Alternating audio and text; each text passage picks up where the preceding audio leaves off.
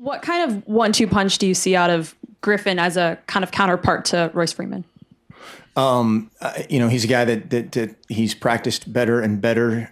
He's still learning just how to practice and do. We ask those guys to do a lot of things, whether it's route running or finishing runs, protection, all the things that go into being a complete back. He's working toward, and he kind of sees that carrot out in front of him, and he's starting to work a little bit better. Work more, study, hopefully a little bit more. And he's obviously has a great mentor, both in Royce and in Coach Cam to learn from. Kanai's been helping him out as well. And so it's a good working situation right now. Rob Mosley to your left. How do you feel like you guys are tackling right now compared to, say, week 1, week 2? Better, but still not perfectly. I mean, I've said this before, and there's never been a football game without a missed tackle. That's one of the things people, are always complaining about, which is we love that. We love perfection, and we're chasing it like heck. But the position, the leverage that we've played with it's getting better. But you still have to get the guy on the ground. Aaron Fintress to your right. The pass defense has been pretty sketchy, especially against the two teams you face that spread it out and throw it a ton. You're facing another team like that this weekend. What kind of challenge does that possess for you guys? And do you think they've grown enough in the last couple of weeks to be prepared for this type of challenge? I do, and we'll find out. We're gonna. It's a different challenge. Similar, there's some route concepts that are similar from the other two groups that you talked about.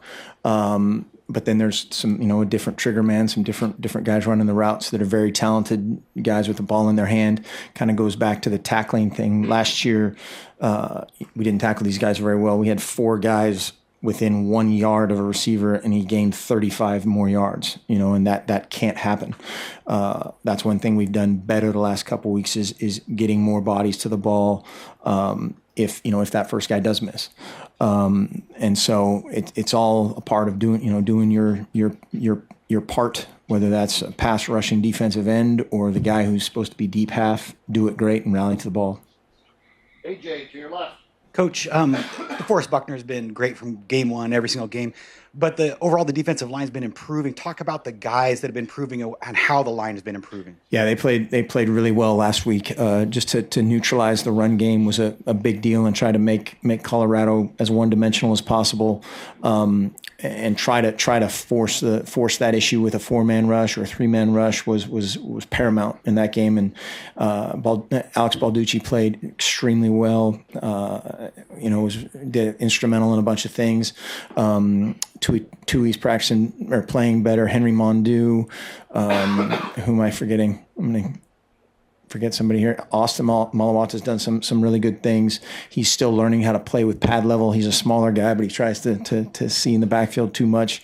But all those guys at times did big time things that are kind of go unseen. DeForest ate up a couple blocks for Tui or Henry Mondu ate up 2 blocks for Rodney Hardrick to have the sack fumble, and they're playing well, not perfectly, but well and better, and we're leaning on those guys a ton. This is a little long-winded 2-parter question. Bear with me. Okay, Coach Campbell said outside today that he doesn't care what style of running back he has. However, the past successes of this offense has really blossomed when you had guys like LaMichael, Kenyon, and DeAnthony, who are those quick guys who can take advantage of space mismatches and explode. Given the fact that Taj has demonstrated that, and the fact that the passing game has gone south without Vernon, and you guys only threw for 140 yards, I think, the other day, is it imperative to have a speed back like that who can compensate for not being able to use the receivers as much because you haven't been able to, and take advantage of the style of offense that has been so successful in the past with a speed guy? That wasn't that long-winded. You just said it quickly. Sorry. Very quickly. I think I'm sitting here thinking of Jonathan Stewart and LeGarrette Blount, a couple of these other guys that fit in okay, and we need all of them. We need great backs, and sometimes if they're I think Royce is pretty good, but he's not right.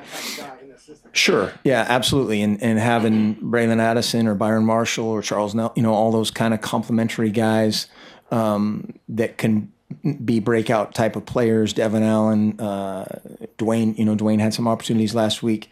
You have to have it all. You have to set it up with the run game. We had some chances in the play action game to have some huge plays, and we missed them. We also hit a couple. We also dropped a couple. So all those things we have to put together, and we have to coach them a little bit better. We have to execute a little bit better, and that's a team deal. Andrew Greif in the middle. New defensive coordinator, Alex. This is new, right? With the announcing from the back corner. I think so. You like it? It's excellent. Okay.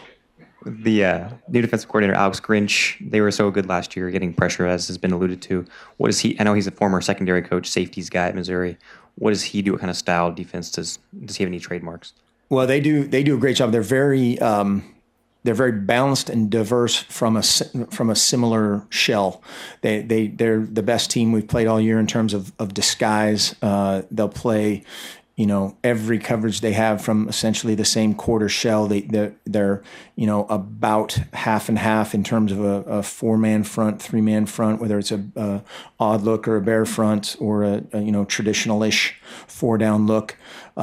They've rushed 2 and had pressure. They rushed 3, 4, 6, 7 and created issues. And so they do a great job of keeping you off balance. They try to get an extra coverage guy and work the stunt game more so than anybody else that we've played. And then they've got really good guys doing it.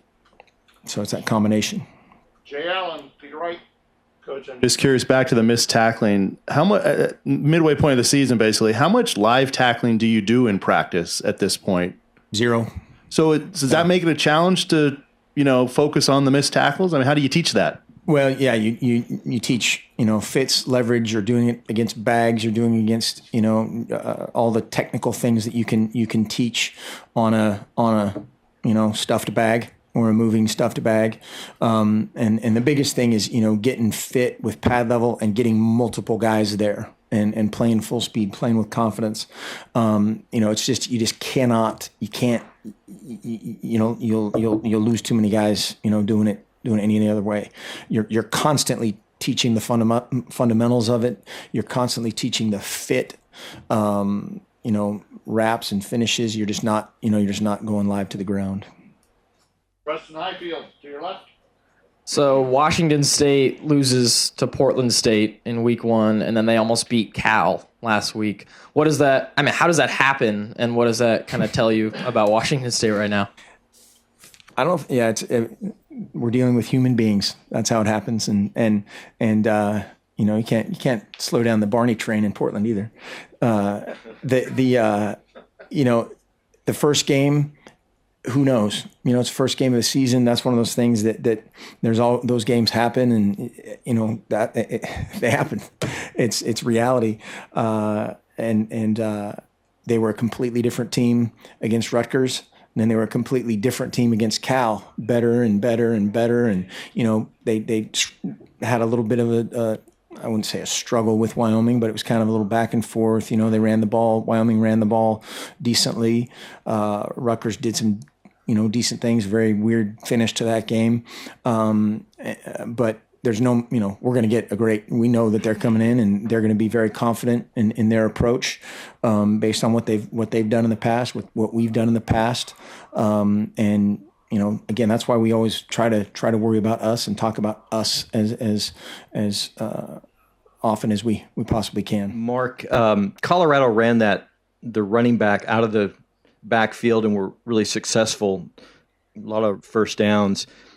Was that a point of emphasis this week to kind of clean that up? And were those broken coverages by your linebackers who were supposed to key on those backs? Well, that's the scheme that they did, which is excellent, is kind of what most people would say 4 out. There's four route runners to one side of the ball, and it's very difficult to defend. And that's why you're seeing more and more of that. In a traditional coverage, it's very difficult to match that route, that number of guys to one side, and then even more so if you happen to have a pressure or a zone pressure it's virtually impossible to match. The numbers just don't match up. If you're in a 3 deep, 3 under zone blitz and there's 4 guys out there, it's hard to get to 4, but just in terms of the drop. And so, several of those times you'll see our guys, we were prepared for it, knew it. Rodney Hardrick is out there signaling it, yelling at everybody to fit it. And, we just didn't quite get there. And so that's on us to hammer that home a little bit differently. Washington State does a form of that as a base part of their package. And so, we're definitely preparing for that as best as we possibly can. Aaron Fentress. Follow up to his third string quarterback question. What is the separation between Taylor and Jeff and Morgan at this point? A lot of fans, because recruiting hype, people expect him to be in the mix and he's not. So they always ask us. So I'm asking you sort of why is he not in that mix? Well, I don't think I'm telling any tales out of school. I think he's said it publicly the red shirt year for some guys, they take great advantage of. We probably didn't do that as much as we possibly could in his case. And that's just reality, and we learn from it. And that happens at multiple positions, a couple guys, 2 or 3 guys every year, unfortunately. Again, human nature, the human being part of it, whether it's frustration or, you just don't, it's kind of like, hammering ball security or something, or, I just saw the Monday night, the highlight of that this morning. We talk about ball security, don't reach the ball unless, and unless that happens, they don't totally buy into it. And so, creating that sense of urgency, it's happening better in his case. I don't know. I don't want to put a number on it. I mean, it's significant. If it wasn't significant, then, got the best guy to play. There's nothing, behind the scenes that's fishy of why. Yeah. He's just not there. For what? In terms of the entire offense, he's just not ready yet.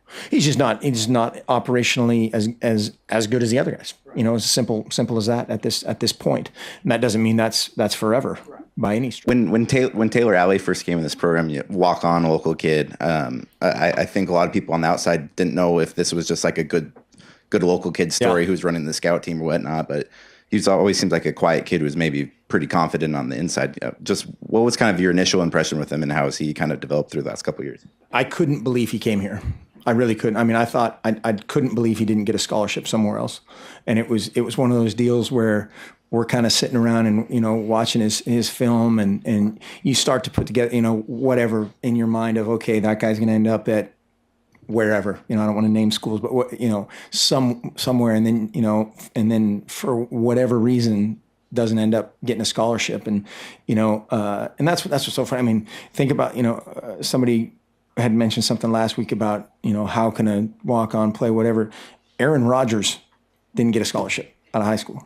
And that's, everybody's sitting here now going, what a bunch of idiots. But, think about that. He didn't get one scholarship offer. And so you look, and I'm not comparing Taylor Alley to Aaron Rodgers, but the possibility of that, it happens. That's why there's junior college football or whatever happens with guys, or guys develop.